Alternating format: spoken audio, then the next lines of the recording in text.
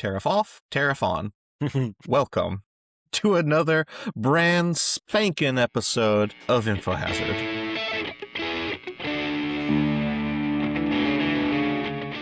I am your scruffiest host. I don't know. I mean, I'm in quite a bit of competition. Phil, and with me, as always, are my buddies, Danny and David. I feel like David loses the scruffiness contest, right? He's the cleanest shaven, at least. Man, Yeah. not that clean shaven.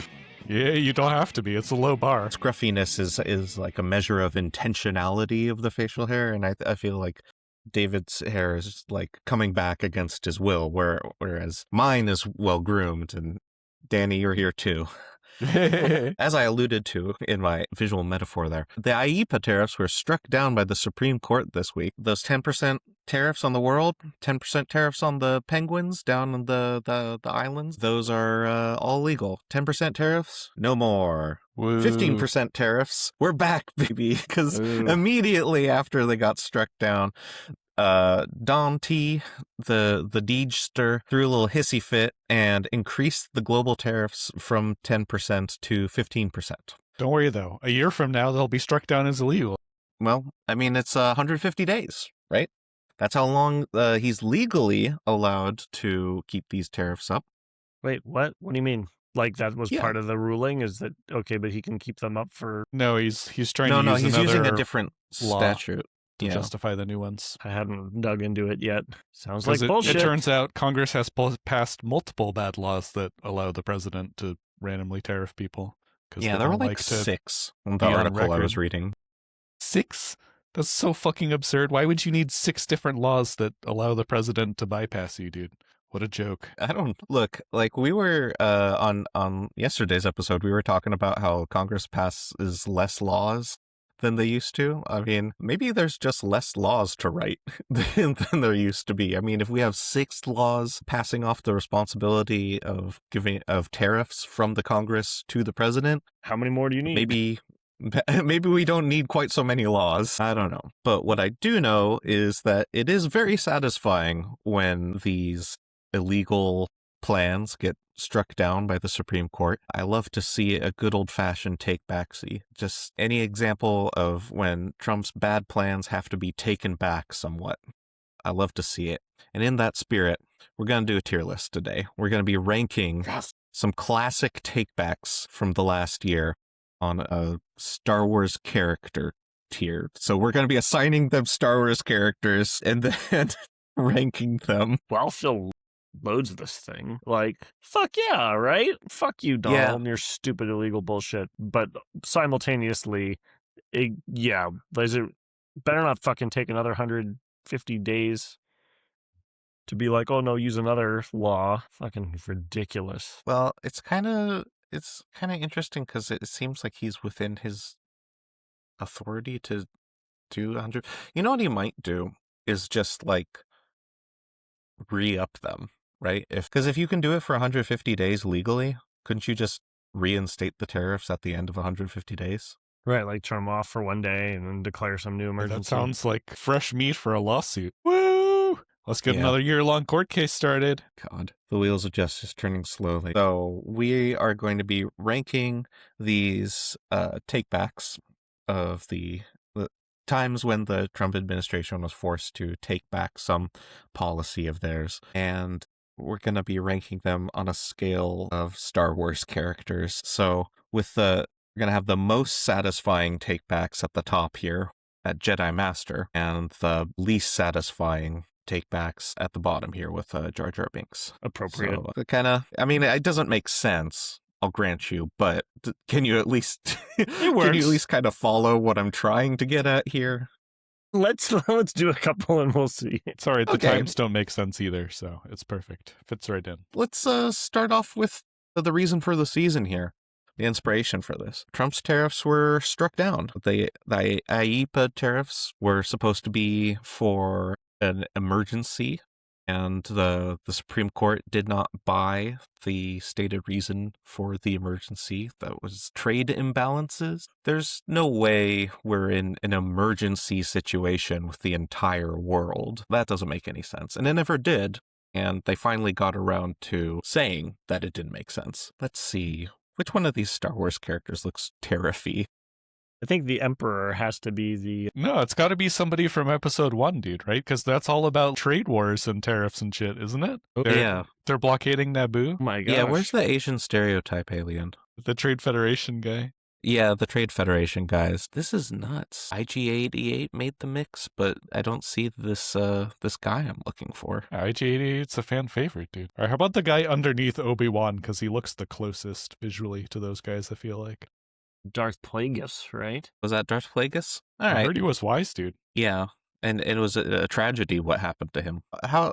Personally, when I heard that news, it was kind of like an about time feeling. I felt like that had been in litigation so long. Was it April 2nd? I remember because they pushed it off a day because they didn't want it to be on April Fool's Day. Yeah, extremely satisfying. This is Donald Trump's signature, other than, mass deportations. Like, those are like tied for his signature policy. I don't think it can be top tier, though, because it took so long, dude. I feel like for it to be absolutely top tier, he's got to get slapped down right away. That's true. Yeah, maybe we should save a spot for the Supreme Court decides that they don't like having their orders ignored, and they actually hear the lawsuits that will immediately come from his new efforts. They'll hear them quickly. That would be the actual S tier smackdown. So maybe this is just a Jedi Knight, Darth Plagueis. It has to be bumped down off of this highest of high tiers because he had to immediately undercut the satisfaction by increasing global tariffs by 5% under a different law. So, and that in itself is sort of a take back, wouldn't you say? This is the perfect embodiment of him being a whiny little bitch. We got that looks like a episode man who 3 just Anakin, said, "You underestimate my power." I have the high ground. which I would put right at the bottom here. Sorry, you're talking So about which one is this? This is like a take back of the take back, right? It's like, okay, we have to reverse course and not do the tariffs. Well, actually, we're going to do the tariffs even harder now. So double psych. Yeah, certainly not This was satisfying. pretty depressing. Bit of satisfying. I mean, It really angries up the blood. yeah, I somehow, it did show just how pathetic he is and how lawless he is. It's always kind of obvious, but it was just so ludicrous, so spiteful, childish. I don't know how many bad things to say about it. Even his fans, it's kind of hard to look at this and support the guy. I mean, aren't most Republicans even against these tariffs? Well, we're going to find out. These tariffs are broadly unpopular, and because he's taking this particular tact, it could affect them pretty negatively because these tariffs are now going to probably go to the floor of Congress for a vote. So individual Congresspeople will have to put a vote down on whether or not they support these tariffs. Wait, really? So, well, yeah. I mean, that's how you make them stick I don't know, long-term. dude. You said he had six more laws to try, right? That'll get him through the term if it takes one year to strike down each illegal use of a law. Yeah, that's a good point.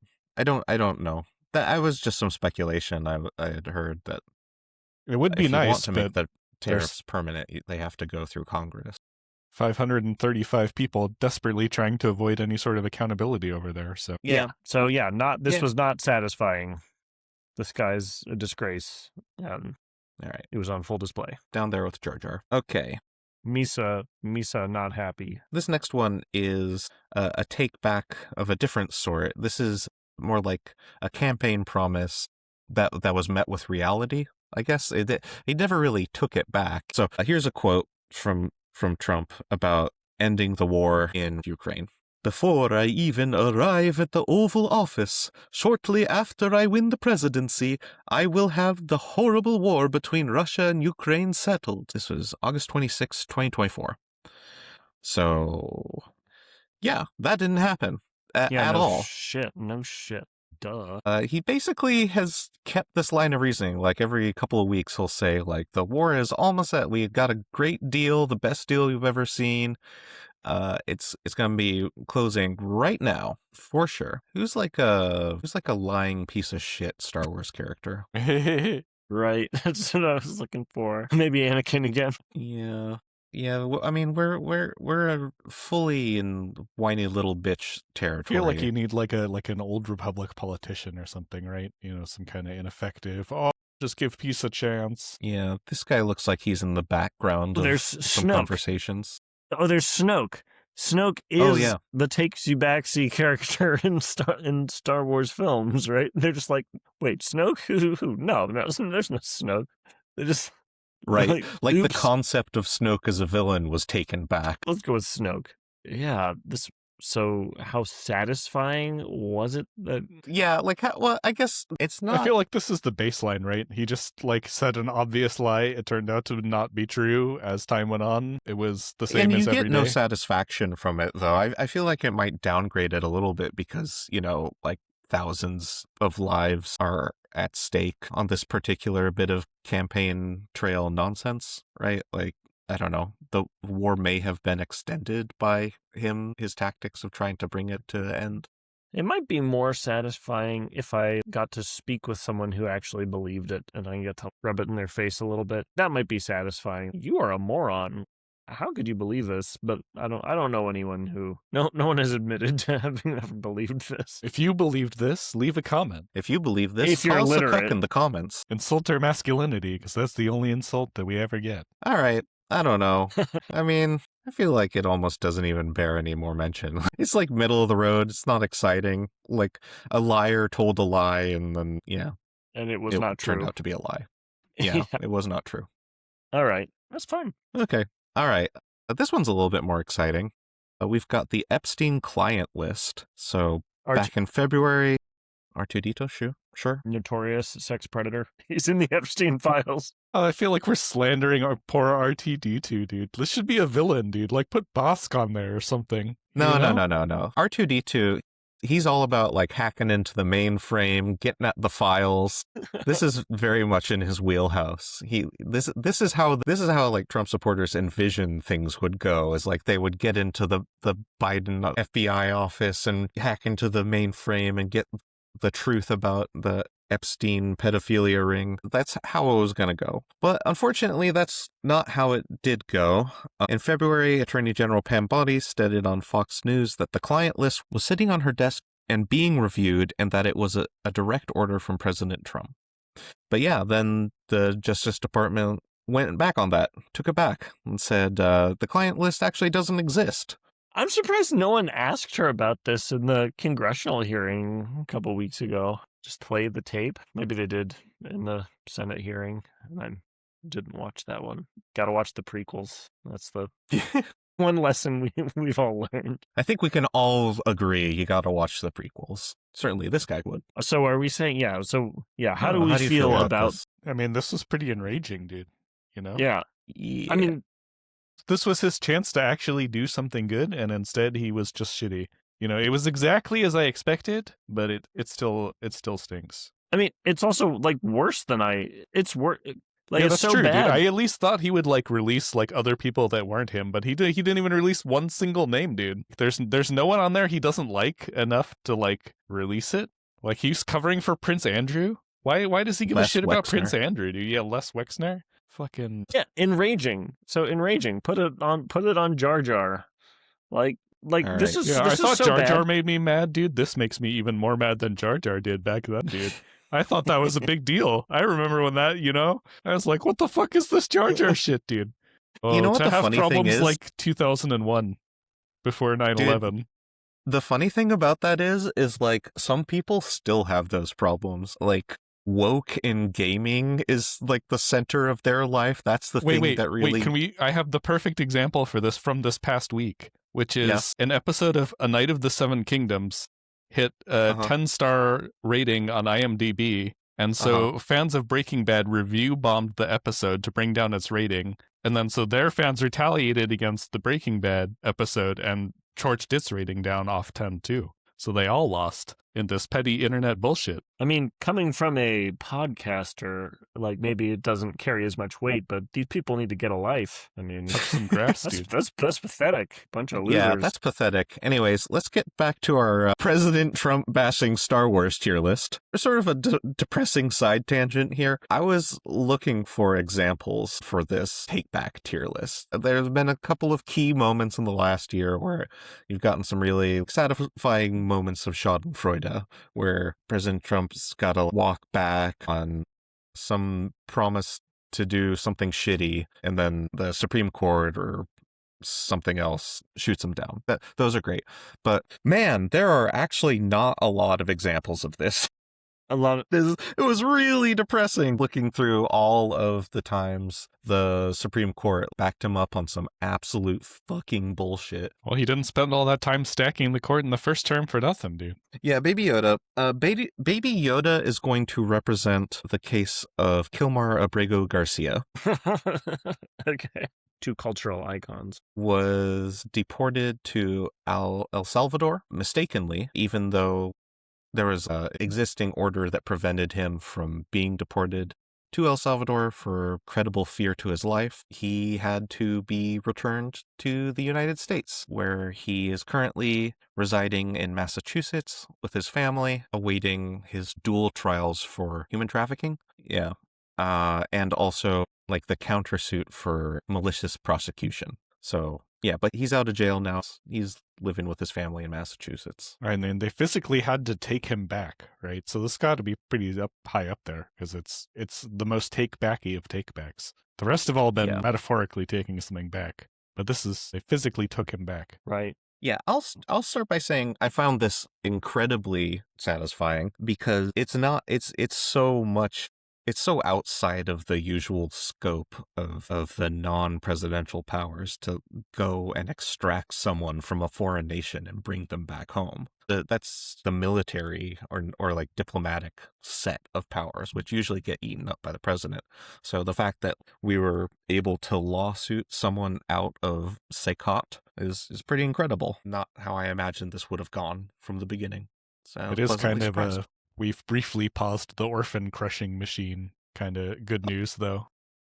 Sure, yeah. He never should have been illegally deported in the first place, so the fact that they were able to bring him back it's good, but it still shouldn't have happened. I mean, I think it's really important. It was very satisfying to me obviously for the person who has a chance to be reunited with his family, but also just seeing a loss that he can't just break every law with total impunity, seeing that demonstrated. I think that's a very important thing for everyone to see and soak in, that this is still where we are. He still can't get away with everything. And he's being actively restrained by the courts. So fuck yeah.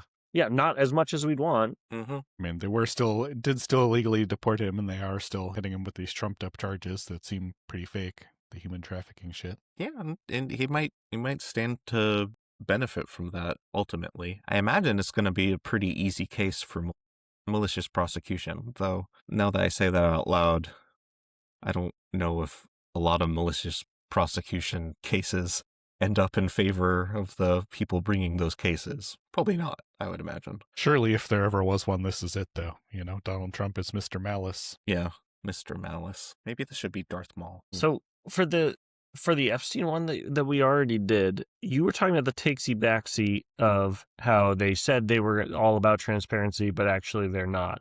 But you weren't talking about the takesy-backsy of how they were fighting tooth and nail to prevent a vote on this. We don't want this to happen. And then as soon as the discharge petition had enough support, they're like, oh yeah, we're in favor of this.